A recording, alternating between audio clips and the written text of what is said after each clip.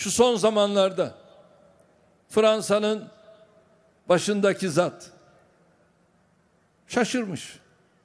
Yatıyor, kalkıyor, Erdoğan'la uğraşıyor. Ya önce sen kendine bir bak. Nereye gidiyorsun bir ona bak. Bu bir vaka.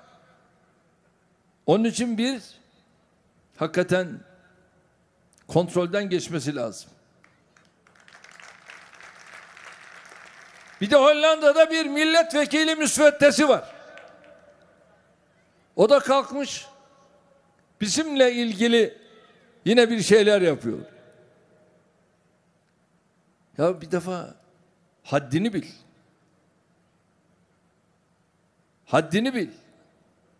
Kiminle yol yürüdüğünü hiç hesap ettin mi? Haddini bileceksin. Faşizm bizim kitabımızda yok. Faşizm sizin kitabınızda var. Faşizmi Almanya'da yaşadık. İtalya'da yaşadık. Nazizmi yaşadık. Siz onlarla beraber yol yürüdünüz.